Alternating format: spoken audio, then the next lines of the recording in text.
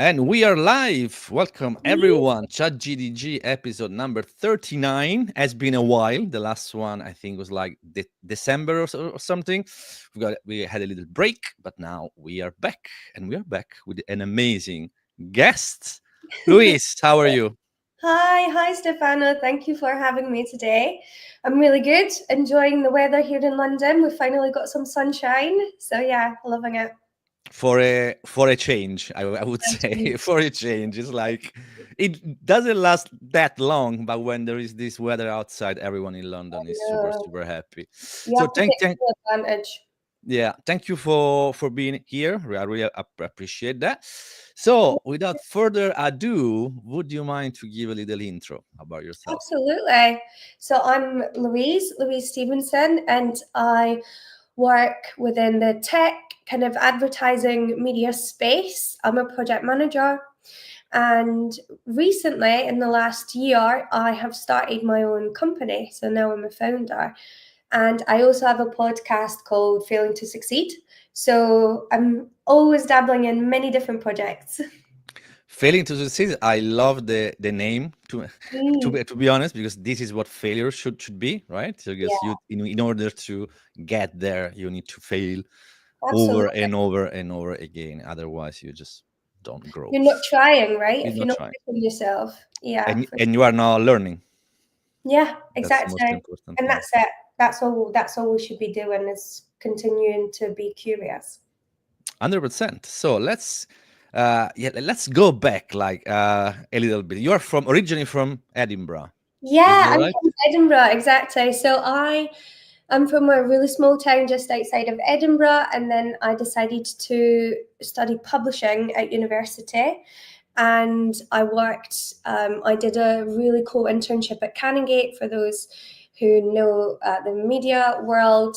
And they published books like the Barack Obama autobiography, the Julian Assange one, Wow. the Millie Bush. Like they're absolutely amazing. And so I did a bit of an internship there, and then I got my degree, and then I worked on George Street for a company, publishing company called Wiley Blackwell, a massive company. They make the For Dummies books. So I don't know if you remember, Yeah, like yeah, yeah. For Dummies, English for Dummies. 100%. So we made those books, and my role was production editor. So I was doing a lot of corrections, working with third parties and freelancers and editors to produce academic journals. And honestly, I loved it. I thought it was amazing. I loved working in publishing. I loved that I actually got a job in publishing, because out of all of us that graduated, I think there was only a couple of us that actually ended up in publishing, because it's such a difficult industry to get into if you don't have any contacts in the space, which I didn't. I didn't know anyone who worked in it before. And then from there, I got made redundant. I've been made redundant 3 times, by the way. Not too So bad. So, this is also like a really interesting point. I think people welcome to the club, I would say. exactly, like people get scared of redundancy. I actually think it's a great opportunity to kind of find something else that Mm. you can love. So I got made redundant, moved to London, and then that's when I did a stint at an SEO company for a while, got made redundant from them. I actually got sacked from them, and then because I wasn't good enough to stay there.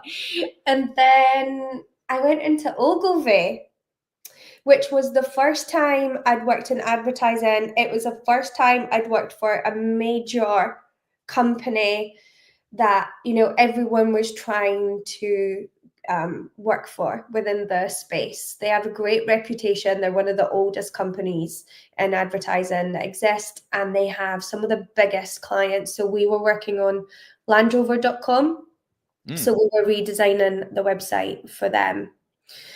So that was my first introduction. And you know what? I think it was also my first introduction to burning out, because Okay. we would work until midnight every single night. Really? Yeah, From morning. from 9:30 in the morning, Whoa. Okay. That's more of midnight. a JP Morgan, Goldman Sachs kind of Well, do you know what? shadow. funny because that's where we were. We were in Canary Wharf. So we were Yeah. literally opposite those buildings. Okay. Like Credit Suisse was opposite us. So yeah, you could tell who worked in advertising in Canary Wharf because we were the only people not in suits, basically. Okay, fair enough. Okay. But it was an amazing project because I got to understand what it takes to build a website because I'd never worked in that space before. But it was also a really good understanding of like what it takes to just get by in advertising in London. And it was really tough. It was really hard because we were so exhausted all the time because we were working on this massive project that had a deadline that we couldn't miss. Yeah. It meant that we were just constantly in work. And when you're that exhausted, you're not really eating well because you're just grabbing food on the go when you can. You know, you're taking like 20 minutes to run and get some noodles or, you know, a sandwich or whatever it is, run back to your desk. And then in the evening, we had a bar in work. So in the evening, we were drinking alcohol. We were on beer, like drinking beers in the evening and drinking at our desk to continue the work. And then everybody would order in food, and again, it would be burgers or pizzas. And I just think like the whole cycle was crazy, but also at the same time, at the back of your mind, I was 23 at this time. Okay, really Quite young. quite young. Meanwhile, sorry, Sam says I'm trying just thinking about the kind of Yeah, we know Sam. That's very demanding. I would say. it was demanding, but also the mindset was like, okay, this is what it takes to work at Ogilvy, right? And Mm, I knew that if I didn't have that job, there would be another 10 people lining up to take minimum. that job from me. Yeah. So also I was looking at it like, what kind of contacts can I get here? Like what kind of relationships can I build for the future? And what do I want my career to look like? I mean, I worked on British Gas, Land Rover, Nescafe, Philips. We were the first people in advertising to have a content studio within in-house, which I ran, and that was now feels like quite an old concept, but back then it was brand new. Mm, mm. So it was really cool and it was really creative and I absolutely adored it. But I think that was the first time I got my glimpse at like how much pressure I was putting my body under just for my work. Yeah, that was very interesting. And then, like, how did you end up leaving? You end up what's Yeah, I went on a bit of a journey. So I went back into publishing. I went to The Guardian and then I managed all the photo shoots and video shoots and all of that for them. And then I got made redundant again. So then this time they gave us a bit of redundancy money and they gave us a training budget to retrain. And I used that money to retrain as a creative project manager into an agile project manager or scrum master. yeah And then more like tech than at that that was point. how I transitioned into tech. Yeah. Exactly. And then from that training, I just pushed myself into getting roles that were Scrum Master or Agile PM roles. And I'll tell you, Stefano, I'll be super honest with you. The biggest driver for this for me was salary, to be Yeah. completely frank. Money in tech are a little bit better It than just other was. industries. Yeah, There no. was a salary cap that I could make within advertising within the creative industries, let's say. And Mm. I'd kind of reached that. I was really young. I was 25. I was making a really good salary, but it was never going to be enough for my lifestyle in London. It just wasn't. So I decided to make the transition into tech and then worked on the web build and app build for Formula One, which was Not huge. bad. Wow. Yeah. Yeah, it is indeed. So that Yeah. was 10 years ago now. I think they're actually redesigning their website again right now, which is That's launching. a cycle, It's a clearly. cycle. Exactly. So that was amazing and I loved it. And I felt like, again, like what we said earlier, I was pushing myself to learn new things, to become like, and to grow into this role that I wasn't really fully qualified for, honestly. I was kind of Hmm. winging it. I was a good project manager, but I wasn't the best tech PM. So what I did is I learned about different servers and browsers and the language and like how you guys actually code. And I looked at front end and back end and APIs, and I kind of got myself up to speed on all of that, so that when I was having conversations with developers and engineers, I actually looked like I knew what I was talking about, right? Yeah, you need to speak the language, right? You need to understand, to have a broad, understanding of what's going on. Yeah, Otherwise it's a bit yeah. difficult. Yeah, but my experience in tech, honestly, I think it's a bit different from everybody else's. So I don't come from a tech background, as I've just mentioned. I come from publishing, and I'm not an engineer, and I'm also not a man. And this is Mm, quite important, because what it meant was I was going into normally male only spaces as a woman whose background is not in tech. And to be completely frank, and I think I can say this because I'm kind of the other side to maybe a lot of the listeners, it was really hard to gain mm, respect. It was really hard to gain respect from engineers, because automatically they put me in a bucket of yeah, like, she doesn't know what she's talking about. And so, interesting. Yeah. yeah, I felt like I was going through I went to different startups. I went to Moonpig and Flashpack, and I went to Beauty Stack, which is now called the Stack World, that Sharmdi and Reed runs. It's incredible. And every single time I went to these places, it was male dominated, and I had to prove myself again and And again. again, but what was your, let's say, strategy? I mean, eventually you had to develop some kind of, strategy, I guess, because you knew, like, okay, new company roughly is going to be the same. So Yeah, how was how did it's you a good develop that? question.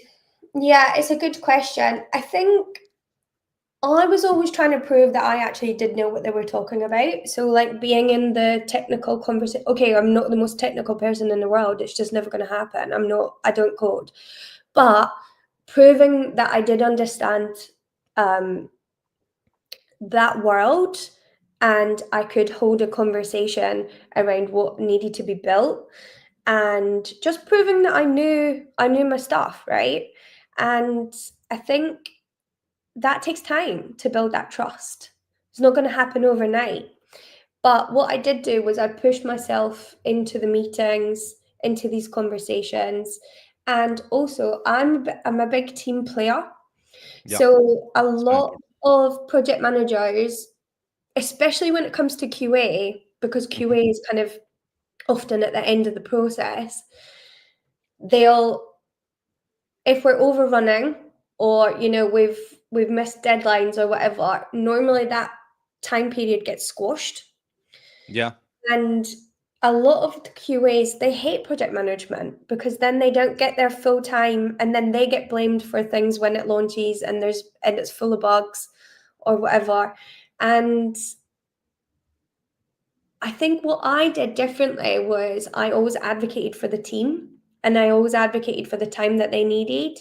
And when the pressure was coming from the top, then it was always about reprioritizing and finding Hmm. solutions, and saying like, okay, well, why don't we ship with like one feature instead of three, like, and then we'll do fast follows after that. So I think the strategy was just to like get the team to trust me, and also advocating for them and not putting any blame on them, which I think a lot of people do go wrong with that. Like, if you ship something and you have to roll it back, Hmm. then a lot of the time the blame is put on the team. Whereas for me, I don't equate like personal, how do I say it? As a Scot, I'm very direct, right? And I'm quite factual, and whatever's happened. But I would never make it personal. Does that make No, of sense? course. Yeah, yeah, it does, 100%. And also, you were creating this safe space right? The safe, environment for the team to be in. So that's one of the best ways in to build trust. Yeah, for sure, for sure. I mean, I remember going to the pub one time with the team, and one of them turned to me and said, this was a brand new team that I just started working with, maybe 2 weeks in. And they goes, do you know, I really hate project managers, so I don't think we're going to get on very well. And I was like, okay, all Nice. right. Good start. Great. So then that was kind of my benchmark. Like that's where I always felt like I was starting from. And so then it was my kind of challenge, I guess, to make them trust me and understand that I was part of the team and that I was helpful and I wasn't actually gonna take away anything from them. We are actually mates now, me and that guy. Aha, see? Things change. Things We change. still hang out. So I think I managed to change his mind on that occasion. Well, that's pretty nice, actually. Also, that I think I see that as a really big win, right? So Yeah, especially for someone that I don't like project managers, and that now you're actually mates. It's pretty good. exactly. It's pretty Yeah, good. Well, it's well good. done.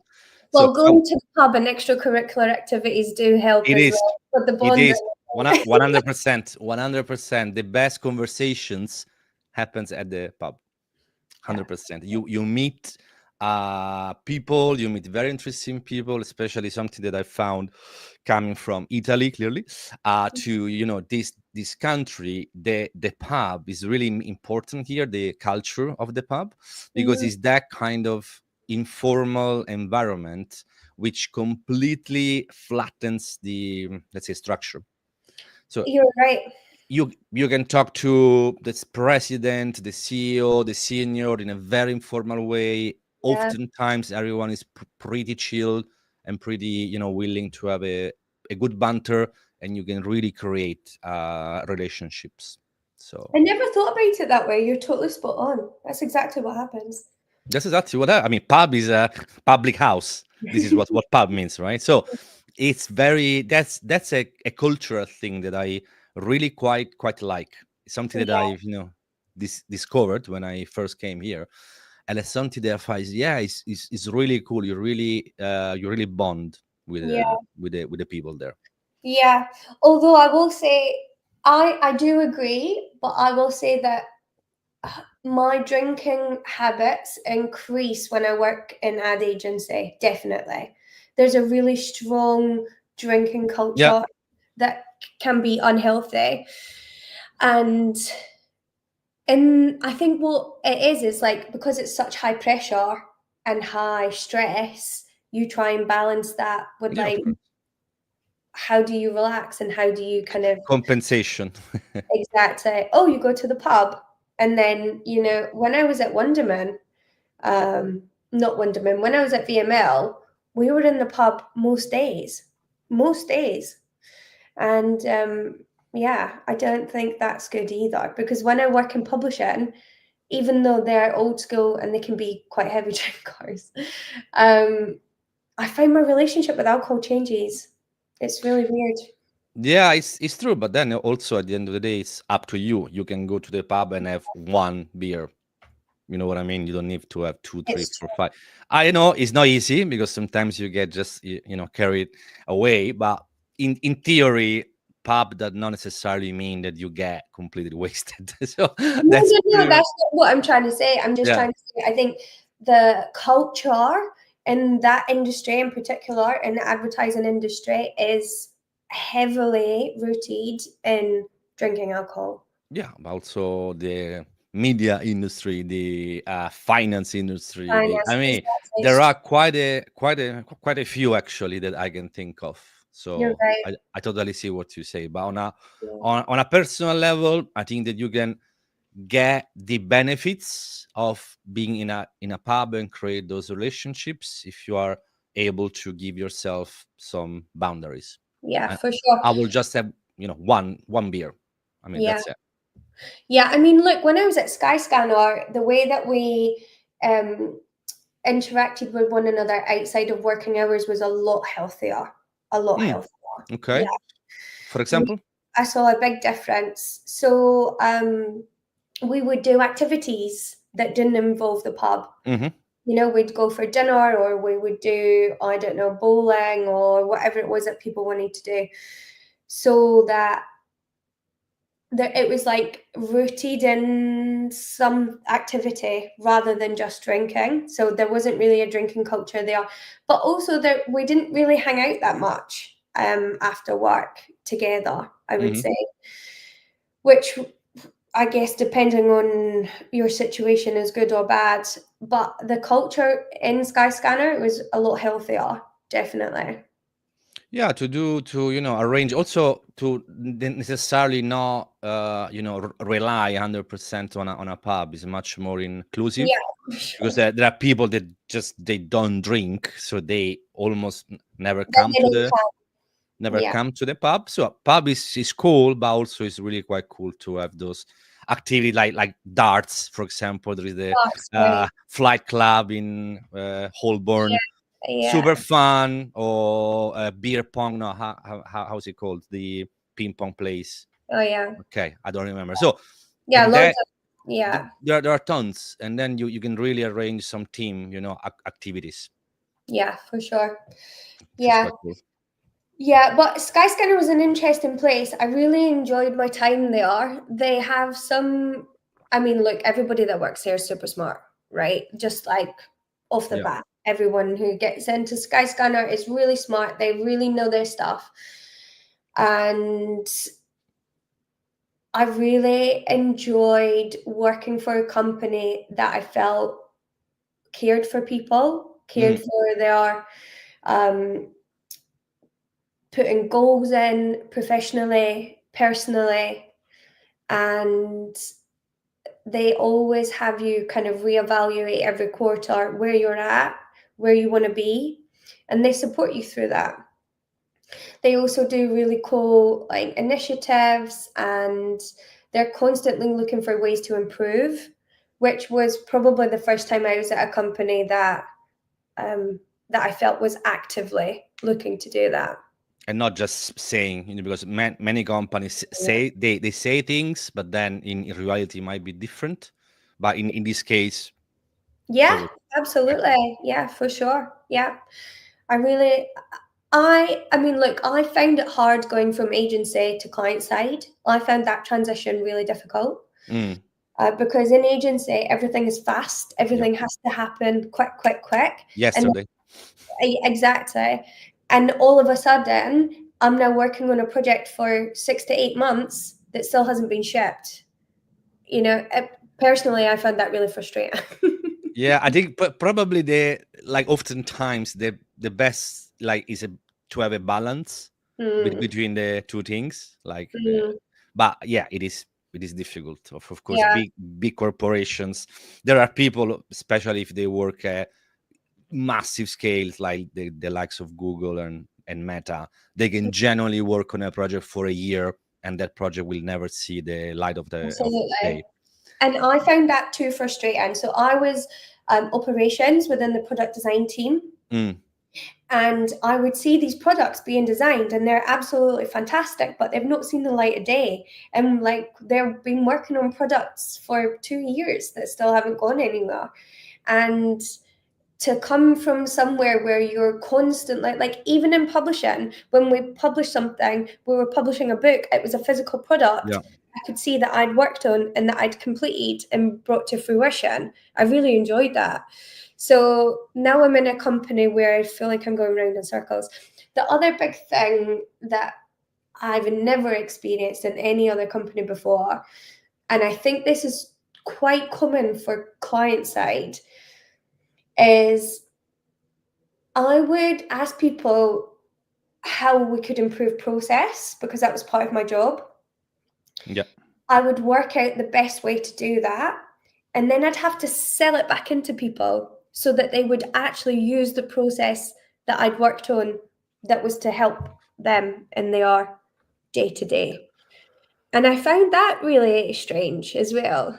It's I totally see what you say, and I've been working for many of these type of companies, and one of the biggest issues there that people are used to work in a certain way, and it's so difficult. It's generally it's not even a mind shift. It's like a cultural shift, if that Yeah, makes sense. So yeah. it's so difficult to instill new habits. Is a new habit at the end of the day, Yeah, right? it is. Yeah. And I also find that really weird because where I'd been before, it was like, how do we improve this process? Okay, we come up with the improvement and everybody adopts it. You're just told this is how it's going to be now. And then you adopt that. Interesting. So I'd gone from my job being like really quite simple and being able to have an impact Mm. to now feeling like, where is the impact? Because I've just done all this work and no one's using the process. So what impact am I having? Interesting. So you were struggling to measure your impact. Absolutely. Yeah. Okay. And so if I'm not having much impact and everything I'm working on still hasn't seen the light of day, it was like it was too it was just too much of a It's shift different. for Yeah, you. yeah, yeah. It was you were used to Yeah, different things. exactly. Yeah. Okay. Yeah. And that was like not that long ago, right? It was like I want to say like a year and a half ago, 2 years ago. Yeah. okay, so what are you doing now then? Yeah. So after all that, and after Sam quite rightly commenting that he is exhausted just listening to what the shift sounded like, unsurprisingly, I burnt out really Who would have badly, thought? and the burnout was so bad that I actually have only just gone back into the corporate world a year and a half later. So let's talk about burnout, right? Yeah, Because 91, according to McKinsey, there's a McKinsey report, you can get it from them. 91% of us in the UK have experienced high levels of stress or pressure resulting in some sort of burnout. pretty 91%. much everyone. Pretty much, I close mean, to everyone. that number is just phenomenal in itself, right? And then number two, if 91% of us have experienced that, why are we not doing anything about it? So for me, the burnout came gradually. It didn't happen overnight. It came because I would work late sometimes, or I'd work on the weekend sometimes, or I wouldn't take a lunch break for weeks on end, constantly trying to prove to my employers that I was this perfect Yeah, like member of staff, that every time something new came in or a new project and I was at capacity already, I would take it on anyway, right? Because I want to look like I'm really good at my job. yeah, Or, and that's kind of where it starts. It starts really slowly, incrementally, and it builds up and builds up and builds up. So by the time you get to Friday, you're absolutely exhausted mm, from the week that you've just done, that you're just recovering on the weekend. And I wasn't recovering. I was still going out. I was still socializing. I was still, trying to have a life outside of work. And so eventually what happened is my body started giving me signs that I was in okay, burnout. And that looks like extreme fatigue, back pain, gut health, your diet not being right.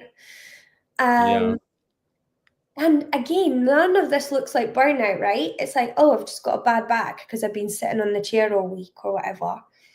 But actually, what happens is when you're in a high state of stress for a long time, is you get physical symptoms.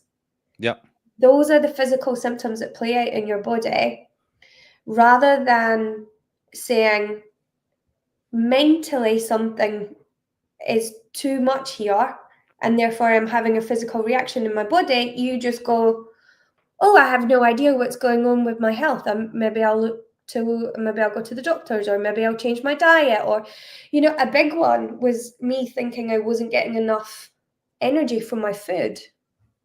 okay, interesting. Okay, The food wasn't the problem. It was the fact that yeah, I was working 12-hour days.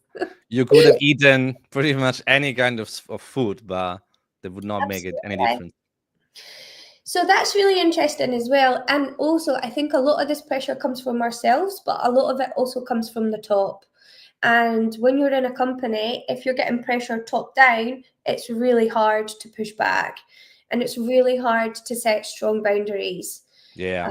Um, because ultimately, I think all of us are a bit scared of losing our job, especially in this climate. Like their jobs are becoming harder and harder to come by now.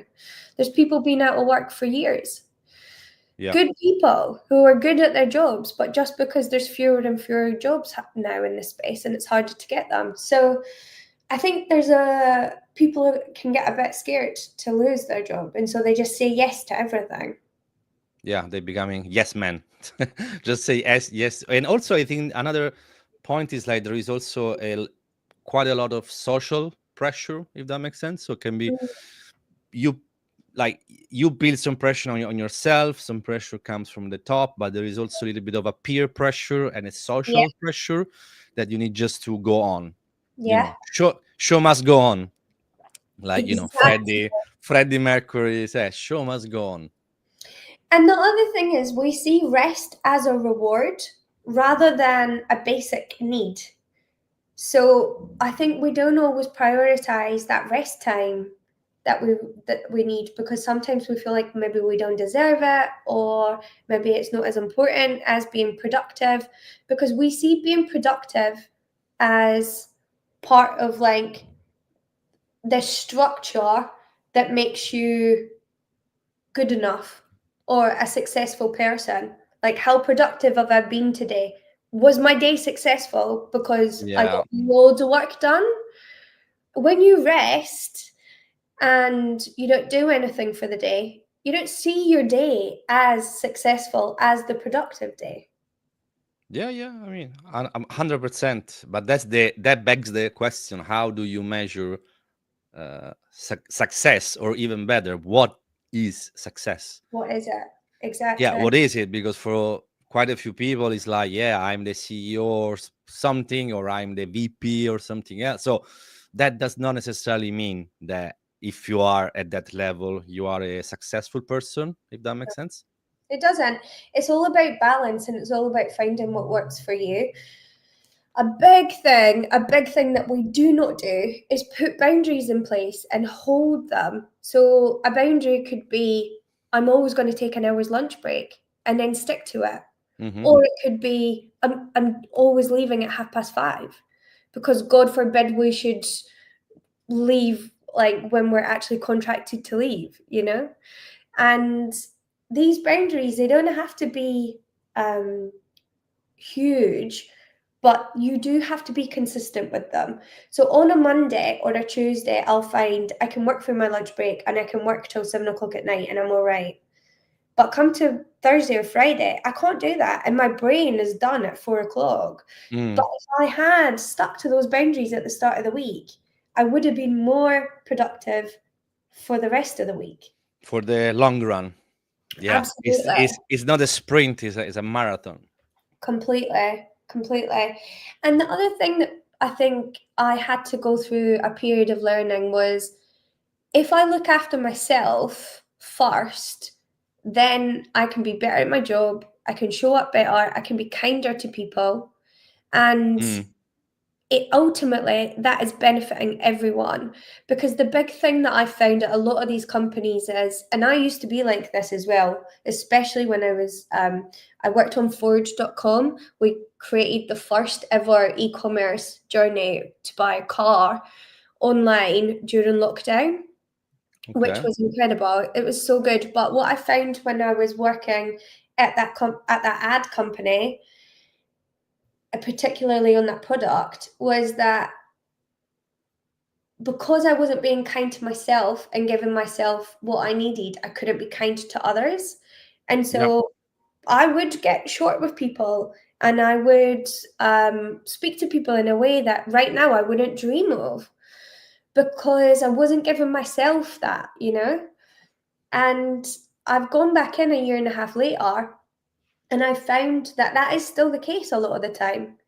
People are not that kind to themselves, and they don't give themselves enough love and nourishment and grace, so they can't give it to me. So then they're not nice people to work with. Everything starts from within, pretty Absolutely. much, right? And then you can project. So when you see sometimes, that's a really good point. When you see sometimes someone being rude to someone else, you think like, okay, I really wonder what this person is going through, because Yeah. in order to be rude, there is something that is not right, something that is not in the right place. So yeah, everything starts from within, 100%. And then that creates like a toxic working culture that you don't want to be a part of, you know? And also, I found like culture is really hard to break. It's really hard to break. But if you stick to your daily rituals and your boundaries and the things that help you show up as a better person to work, then you actually don't get pulled into it. You can work there and stay outside it and stay within your bubble and show up how you want to show up, speak to people how you want to speak to people, rather than get pulled into like, oh, this is how everybody does it here because this is the culture. You don't have to enter that, which I didn't know before. I would just get swept up with the culture. And I mean, comply. Pretty much. And, Interesting. How did you find this? Like, because yeah, what you said is very right. Like, you don't necessarily need to be 100%, invested in the culture if there is a culture that you don't like. yeah. But also, it's maybe less obvious that it seems. Like, how do you find the right balance, if that makes sense?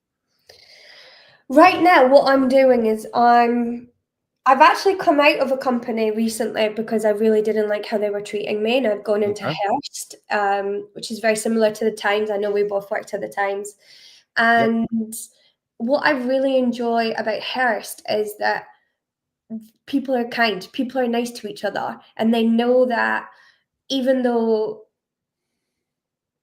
things do get tough and it does get manic, and it's the end of the quarter right now, so everybody's crazy Mhm. busy. But still, no one will speak to each other like how they spoke to one another at the last company I was at. Okay. So that was me taking a stand and saying, I'm not going to do this anymore. But to find the balance, I think you get all the basics right, right? You make sure you're getting enough sleep. You make sure that you're hydrated. I wake up in the morning and I have time for myself to do meditation. It's 10 minutes. That's all I do. Hmm. Um, the other thing that really helps is if I get like an email in that kind of triggers me, that I think, oh, this person's not being like, they're not right about this or whatever. Right and wrong doesn't I don't believe it exists anyway. But you get an email that triggers you. The big thing that I do is I leave my computer and go make a cup of tea, and I Yeah. just have that space. Create the distance. Exactly. The physical distance helps. Making a cup of tea, thinking about, okay, why has this triggered me? What is going on here? Rather than reacting, we get to respond. We get to choose how to respond. So even if someone is um, speaking to you or interacting with you in a way that you don't like, and this happened a lot in the tech world, I would get a lot of very sharp, Hmm. rude comments. And initially, my reaction was, I can be ruder than you. So, what are you talking about? Like, this is ridiculous. Hmm. And now my response is like, do you know what? They're maybe having a hard time today. So, I get to choose how I speak to them. I get to choose how I react and respond. Sorry. I'm not coming from a place of reaction anymore, but that's only because I'm giving myself the time that I need. I've also switched from, like stimulants in the morning, like coffees and stuff. I Hmm. don't do any of that anymore. I take cacao, which is like a natural product from South America. It's like the pure product before they make it into chocolate. Oh, So okay. yeah, so there's stuff that I do to kind of um, get nutritious elements into me that are not going to be harmful as well. It's a 360 approach, Yep. right? So like you have to look at the mental, the emotional, the physical, and what's going on for you. And I mean, without actually having to go into therapy and doing a whole bunch of work on yourself, like there are small things that you can put in place. But ultimately, what I realized was I was pushing and pushing and pushing because in my subconscious mind, I was constantly just trying to look good Yeah. or feel like I was good enough for my parents to be proud of me, you know?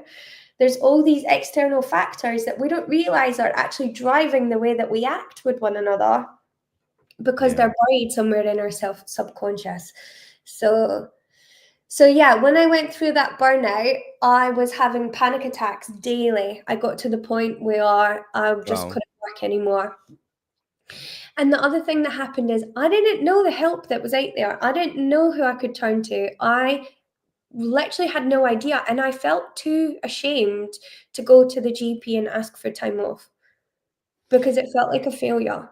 Yeah, that's a really good point because 91% we say that statistic. So Mhm, 91% of people experience, of course, you experience burnout. There are different ways. Is not necessarily as severe as having panic attacks, but can be also mhm, quite quite bad.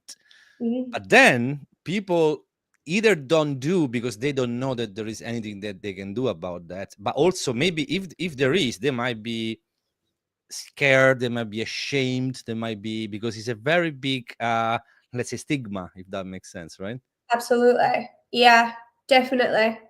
And this is what I wanted to talk about Yeah. because this is what I said earlier. There's 91% of us in it. Look, it's now costing companies £28 billion a year in My burnout. God. And that's through different wellness programs or people having to take time off sick.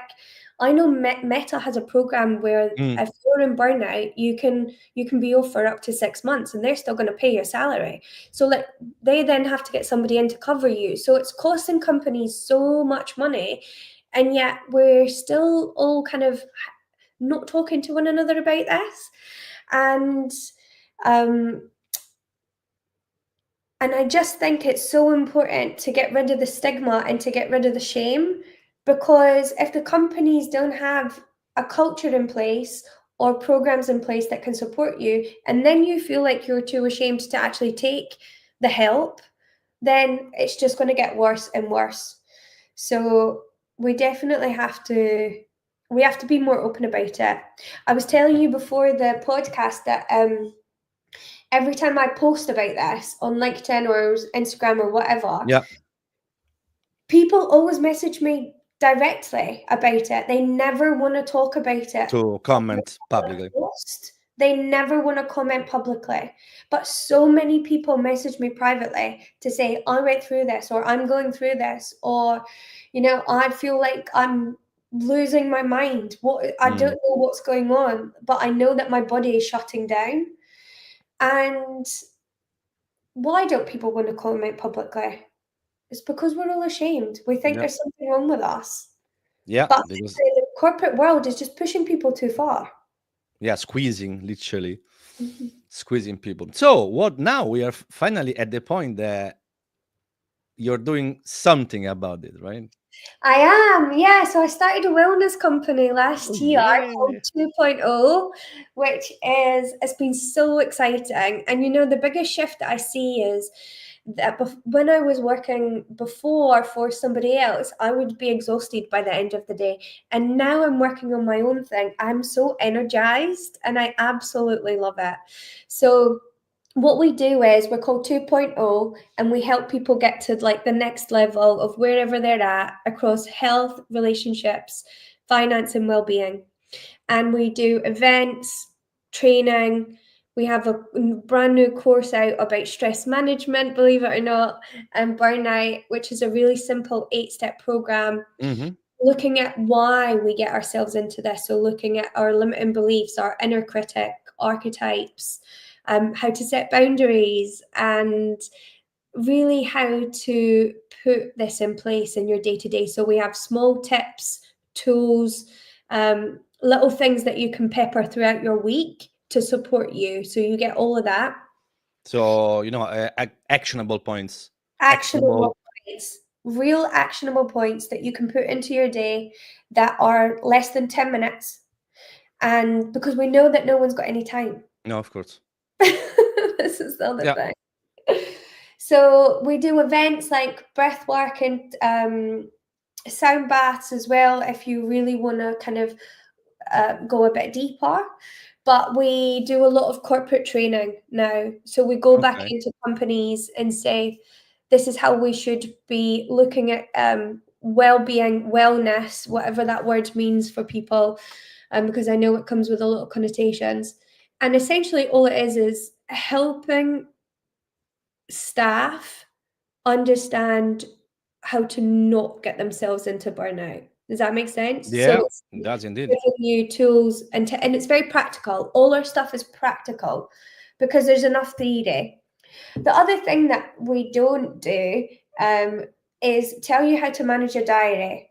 Is tell you that you should what you should and what you shouldn't do when it comes to your actual work, because everybody's smart enough to know this stuff already. Yeah, no, of course. What we're not doing is looking at the why. Why do we do this? Why don't we do certain things that we know will help us? So it's more looking at the internal rather than what's going on in the workplace.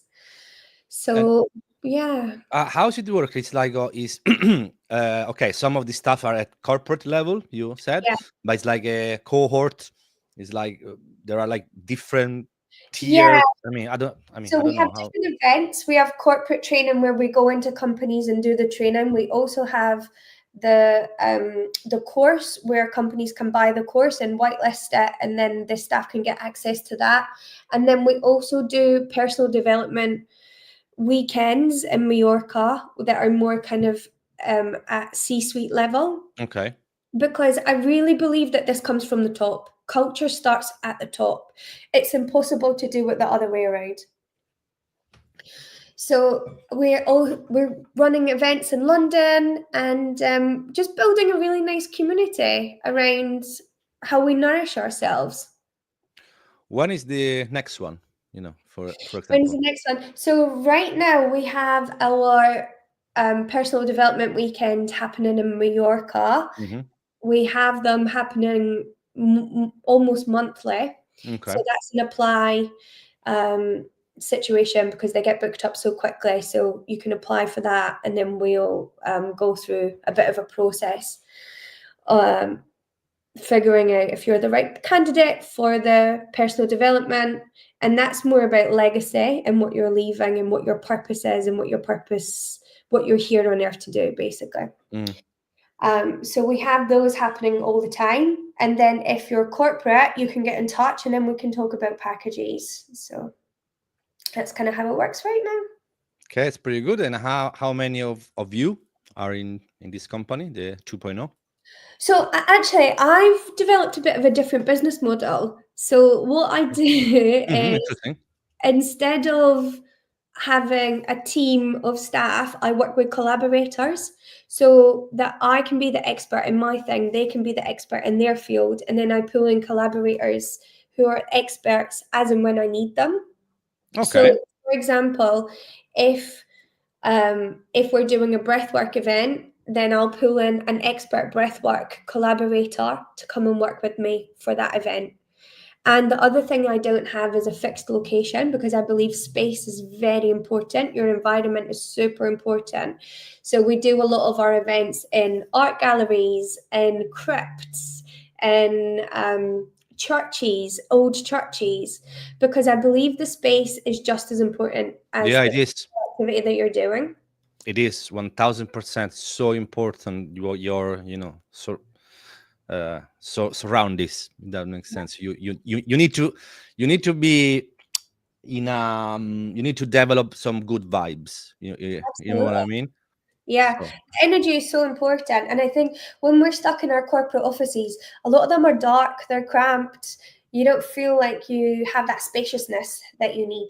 but also that is the place that you go always, right? So you need also to change to have this switch, which is very Definitely. difficult to do. This like can be in your home. You are at home, at all times. So go outside or go to a different place, and that automatically gives you a little bit of a different point of view, and you are Absolutely. more receptive of change, because this is change, right? Yeah, you need that mindset change. Absolutely. It's so important. And I think this is a big thing that people forget is the space and the environment and how much that can affect you.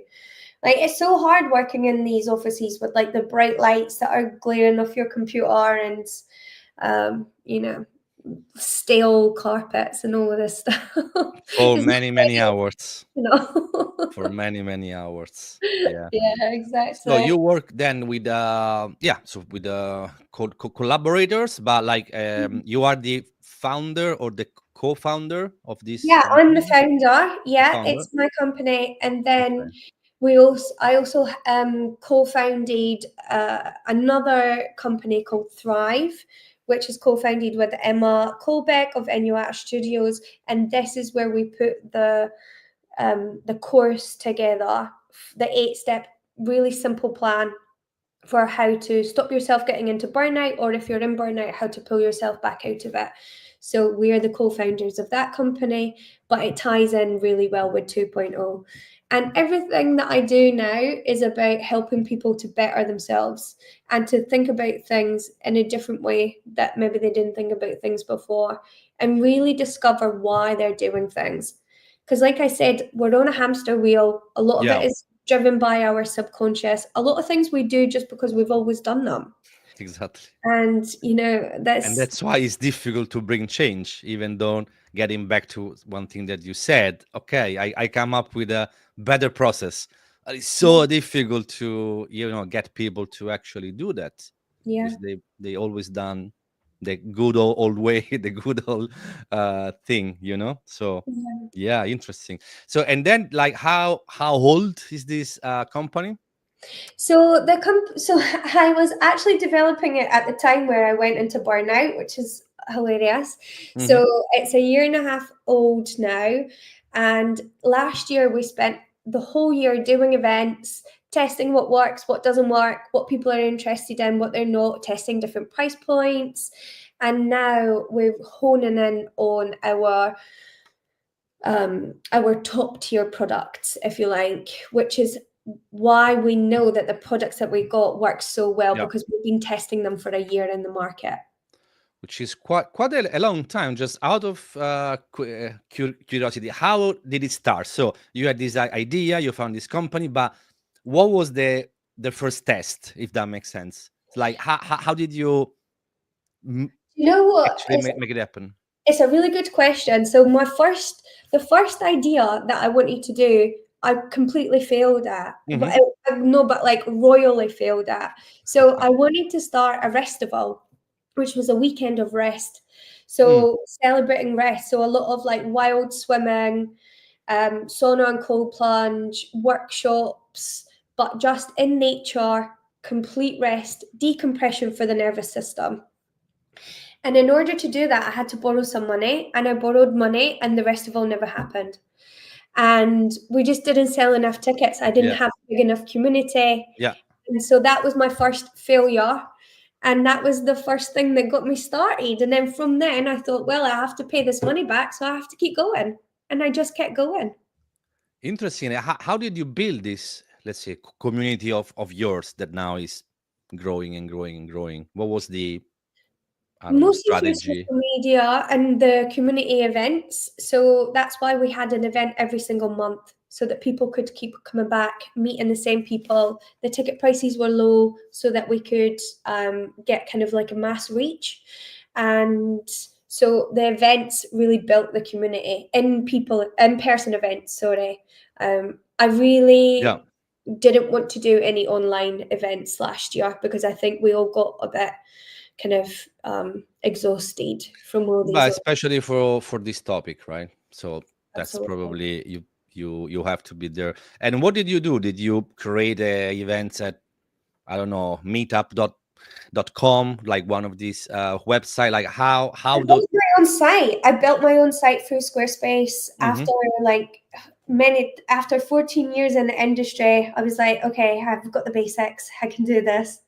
So I built my site, and I just attached the, what's it called, the Square plugin, whatever I Mm. can't remember what the transaction plugin is. I just attached that, and sold tickets. Stripe. Yeah, Stripe. That's Yeah. it. That's it. I just sold tickets through the site, because if I did it on Eventbrite, they would take 20%, which is quite a big percentage when your tickets are 30 quid. Yeah. And so Stripe integration, I think, is like 5%. So automatically, I was like, well, it makes sense to do that. And then, so I had the platform. So I built that platform. And then I did newsletters, built the newsletters myself, because I had a bit of CRM experience. Mm. And just pushed it on social media, did some targeted ads, and then grew the company that way. Yeah, interesting. I guess you also leverage your network because you've been in so many places, so you are a people person, so it's not difficult for you to build a relationship. Yeah. So Yeah, although it was a completely different industry that I went into, right? So I didn't actually have a massive network. So what mm, was happening is I was I was inviting people who I knew were influential to the events for free. And then they would come, I would meet them, they would like what I was doing. And the other thing is my USP was the spaces, but also I did gifts for everyone. So I would contact brands and ask them, do you want to provide samples to my audience? I would tell them who my audience were, give them the demographic, and then brands would give us samples, because obviously that's the best way for them to get their product in front of someone. yeah, yeah, of So course. you would always get a gift bag every time you came to one of my events.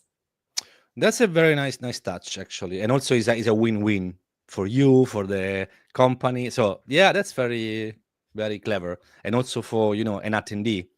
I'm there. It's interesting, and I even get a gift back, so I feel Absolutely. appreciated. Yeah, and this is where you pull on your background, right? And I'm like, I've worked in advertising for this long. I know how it works. Let me use the skills that I already have in a new business, in a new industry. Yeah, that's how I saw it. Nice. So, any for the last couple of minutes, any plans for the future? Like, what's the next big thing? Anything? Yeah, so the next big things are personal development weekends in Mallorca. So again, I think it's very important to physically remove Yeah. yourself from the space that you're in day to day. So that's the big one. And then also working with companies on our corporate training programs. So those are the two big things that we're working on right now. Nice one. So, hopefully, very soon, this will become your full-time job, pretty much. Absolutely. Yeah, that's the plan. That's the plan. That's really nice. I think that's a very good cause. A very Is there good cause. anything that you think that your listeners would like to know, like to end on? What would be helpful? Any kind of information? Yeah, feel free to tell anything that you want, your I don't know website, what it is, Oh, sure. anything that So can 2.0. anything that can help. Yeah, 2.0.co.uk is the website, and but you can find me on LinkedIn, Louise Stephenson on LinkedIn. So feel free And to connect yeah, absolutely. Yeah. to Luis. Nice one. It's been very interesting, Luis. Thank you so much for being Thank here. I think we've you. we've Thank you for touched having me. we've touched upon quite a few interesting topics, your journey in tech, and then I think what makes you, let's say, very credible for your new business is like that you've experienced yourself multiple times this. Yeah. You went through multiple times this burnout process, and now you say, okay, stop this. I want to fix that, and I want to Mhm. help other Yeah. people. Well, eventually you can't run away from yourself Yeah, anymore, right? You're that's forced true. you're forced to turn and look at these things. So, yeah, it's my passion now to help other people. I love it. So, thank you for having me on today. No problem. All right. Thanks. Thank you, everyone, for following along. See you next time. Bye.